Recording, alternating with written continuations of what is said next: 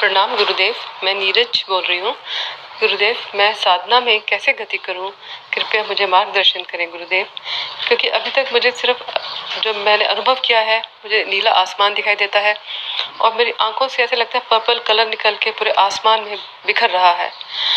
और कंधों पर ध्यान करते समय पूरे कंधों में खूब तेजी से मूवमेंट महसूस होता है और पूरी बॉडी में भी मूवमेंट होता है। गुरुदेव, प्लीज़ मार्गदर्शन करें कि मैं अपनी आगे कैसे गति करूं। धन्यवाद गुरुदेव। प्रणाम आपको। अपनी बात शुरू करने से पहले एक छोटी सी कहानी सुनाता हूँ, बड़ी प्यारी है, बहुत सारे साधकों के काम की भी है। एक साधक शिव का भक्त था, बहुत भक्ति करने लगा, बहुत भक्ति में डूब गया, हर वक्त शिव का मंत्र जपने लगा, खाना छोड़ दिया, फिर पानी भी छोड़ दिया, डूबा ही रहा और शरीर जो है बिगड़ता चला गया। शरीर कमजोर और कमजोर और कमजोर होता चला गया। एक समय आया, सभी के जीवन में आता है, तुम्हारे भी आ ही गया है। एक समय आया कि शिव प्रकट हुए। शिव जब प्रकट हुए तो उसने देखा कि उसके सामने शिव खड़े हैं। वो रो पड़ा। अब तपस्या जो थी, अब भक्ति जो थी, चरम स्थिति पे पहुंच गई। शिव मुस्कुराए, आशीर्वाद दिया और शिव ने कहा कि मांग, तुझे क्या चाहिए।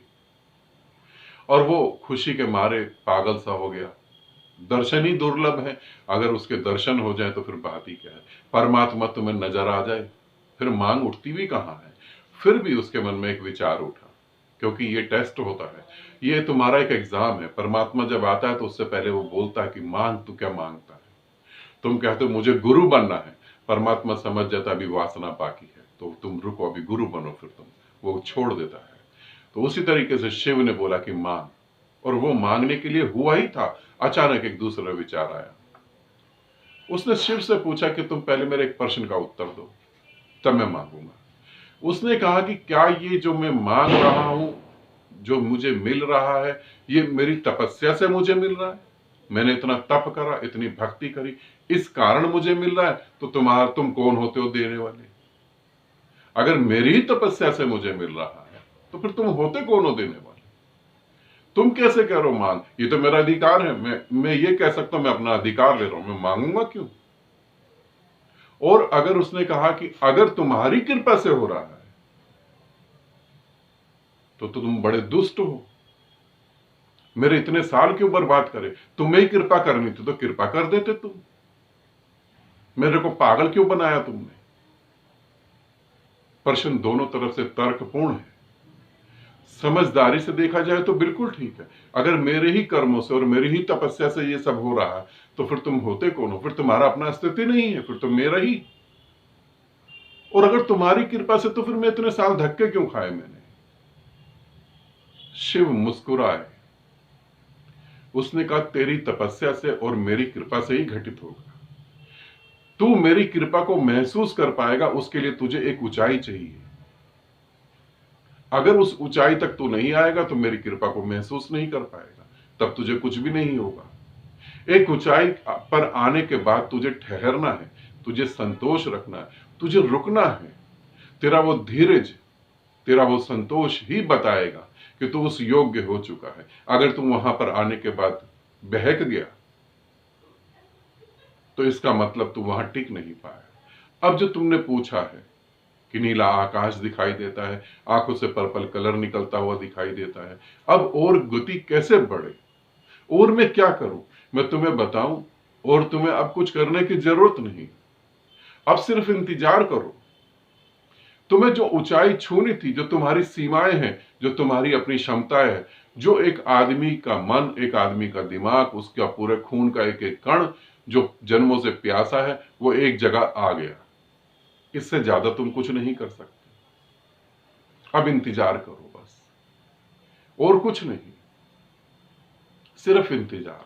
उस नीले कलर में डूब जाओ, उस पर्पल कलर में डूब जाओ, और कुछ नहीं करना तुम्हें।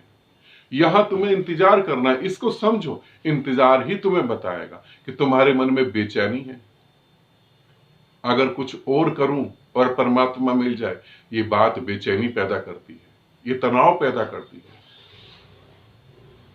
जैसे कोई उबलते हुए पानी में अपने चेहरे को नहीं देख सकता, ऐसे ही इस बात को लेकर तुम परमात्मा को कभी नहीं देख पाओगे। इसे समझना। अब शांत हो जाओ, जितना करना था कर चुके, अब रोको, अब एकदम ठहर जाओ, अब एकदम आकाश के साथ आकाश हो जाओ, बस और कुछ नहीं। और तुम जिस समय 100% भीतर से ठहर गए, उसी टाइम सब कुछ प्रकट हो जाएगा। तुम वहां आ गए हो, अब और कुछ नहीं करना।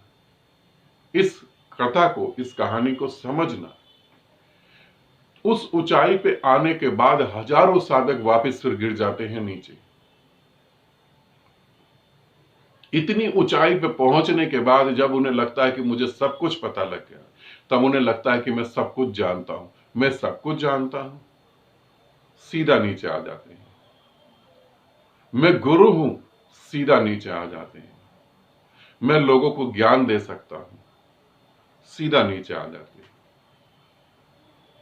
ठहरो, रुको, प्रतीक्षा करो, इंतजार करो।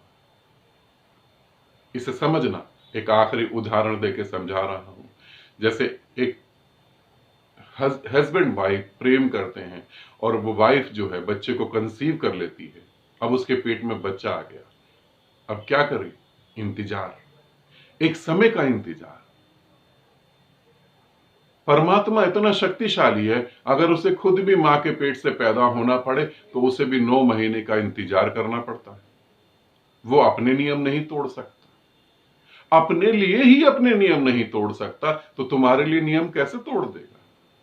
जैसे एक मां इंतजार करती है उस घड़ी का, वैसे अब इंतजार करो उस घड़ी का कि कब वो बरस पड़ेगा। और मैं तुम्हें यह भी बताऊं, 100% समर्पित हो गए, 100% समर्पण घट गया और ठहर गए, उसी समय वर्षा हो जाएगी। क्योंकि उसके अमृत की वर्षा तो हो ही रही है, रुकी कब थी?